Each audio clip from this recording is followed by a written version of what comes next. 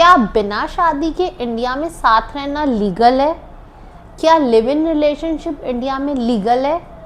क्या live in relationship में women को कोई प्रोटेक्शन राइट्स मिलते हैं? या लिविंग रिलेशनशिप में जो मेल और फीमेल के थ्रू जो बच्चा होता है उसको क्या राइट्स मिलते हैं? तो आज हम समझेंगे लिव इन रिलेशनशिप क्या है और क्या वो लीगल है, क्या वो लीगल नहीं है और उसके राइट्स क्या है। तो वीडियो को एंड तक ज़रूर देखें ताकि आपको इस टॉपिक के बारे में कंप्लीट नॉलेज मिले कि आप, क्योंकि अगर आप एक सिटीज़न हो तो भी इसकी नॉलेज होना इम्पॉर्टेंट है और अगर आप एक स्टूडेंट हो तो ये तो बहुत एक इम्पॉर्टेंट टॉपिक है। तो प्लीज़ वीडियो को एंड तक ज़रूर देखें। चैनल आज का हमारा टॉपिक है लिव इन रिलेशनशिप। एक बार इसकी डेफिनेशन रीड करते हैं।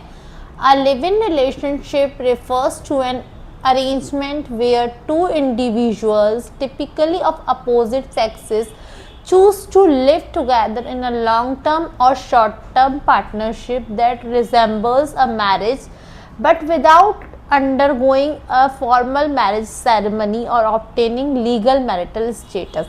सिंपल से वर्ड्स में बताती हूँ लिव इन रिलेशनशिप क्या होता है। लिव इन रिलेशनशिप होता है हस्बैंड वाइफ की तरह रहना, पर कोई आपकी शादी नहीं हुई है। दो अडल्ट है, एक मेल और एक फीमेल, दो जो अडल्ट्स हैं वो साथ में रह रहे हैं और वो अपना हर तरीके से अपने रिलेशनशिप को ऐसे चला रहे हैं जैसे हस्बैंड और वाइफ चलाते हैं। सेम एज इट इज़ रहना उसको ही लिव इन रिलेशनशिप बोला जाता है। जब हस्बैंड वाइफ की तरह आप रह रहे हो पर आपने लीगली कोई शादी नहीं की है, कोई लीगल मैरिज मतलब कोई फॉर्मल मैरिज सेरेमनी नहीं की है, बस आप दो, एक मेल है और एक फीमेल है जो कि दोनों अडल्ट्स हैं और जो अपना कंसेंट से दोनों आपसी सहमति से साथ में रह रहे हैं, उसे हम बोलते हैं लिव इन रिलेशनशिप। उसे अपन बोलते हैं लिव इन रिलेशनशिप। अब आगे समझेंगे लिव इन रिलेशनशिप में क्या प्रोटेक्शन मिलता है, क्या प्रॉब्लम होती है, क्या प्रॉब्लम्स नहीं होती हैं, उसके बारे में आगे डिस्कस करेंगे।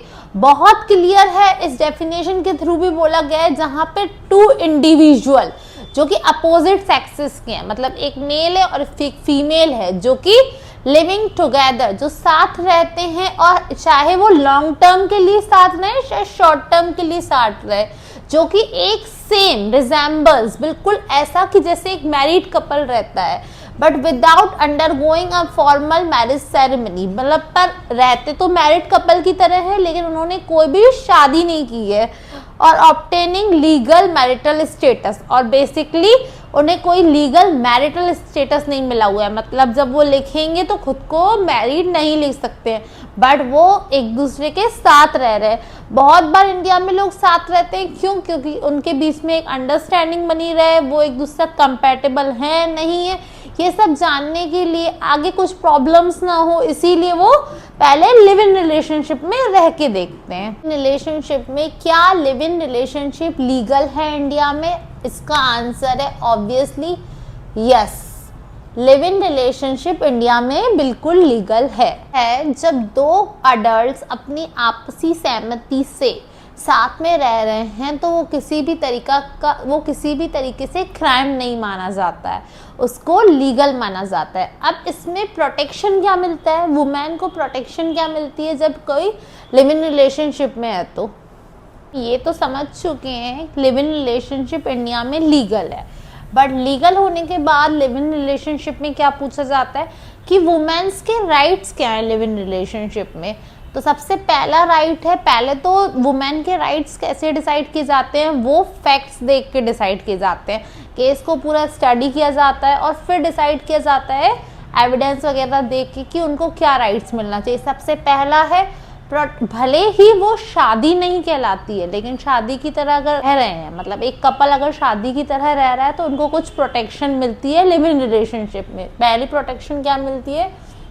Protection from domestic violence. अगर लिव इन रिलेशनशिप भी है तो वुमेन को प्रोटेक्शन मिलती है किससे? घरेलू हिंसा, जो डोमेस्टिक वायलेंस हो रही है अगर किसी फीमेल के साथ, अगर वो शादीशुदा नहीं भी है और वो लिव इन रिलेशनशिप में रह रहे हैं तो भी उन्हें वायलेंस से प्रोटेक्शन मिलेगी। सेकेंड है, कुछ केसेस में सिचुएशन देख के, सर्कमस्टेंसेस देख के मेंटेनेंस भी दिया जाता है। Okay. Third is right to live with dignity. Live in relationship वाले कपल को भी पूरा हक है कि वो अपनी ज़िंदगी को बहुत डिग्निटी से रहे, उनको किसी भी तरीके से नीचा ना देखा जाए कि वो लोग कुछ गलत कर रहे हैं, क्योंकि ये कोई क्राइम नहीं है।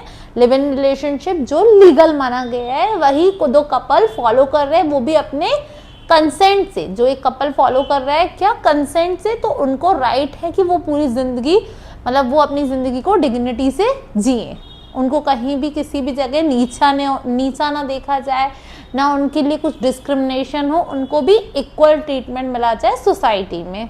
ओके, ये चीज़ तो अपन समझ चुके हैं कि वुमेन के क्या राइट्स रहते हैं लिव इन रिलेशनशिप में।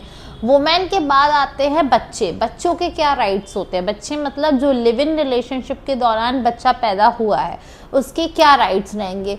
उसको लॉ, इंडियन लॉ क्या बोलता है कि किड्स के राइट्स ना प्रोटेक्ट किए जाएंगे। उसको हमेशा लॉ क्या करेगा, जो इंडियन लॉ है वो चाइल्ड के वेलफेयर के लिए ही काम करेगा। ऐसा नहीं कि उसको कुछ भी हक नहीं मिलेगा, कुछ भी ऐसा नहीं है, उनकी भलाई के लिए ही काम होगा। चाइल्ड के उनके सारे राइट्स प्रोटेक्टेड रहेंगे। लिव इन रिलेशनशिप टॉपिक को लेके कुछ कॉमन मिथ्स हैं, आज उनके बारे में समझते हैं। सबसे पहला मिथ है लिव इन रिलेशनशिप इलीगल है। गलत, क्योंकि लिव इन रिलेशनशिप लीगल है इंडिया में।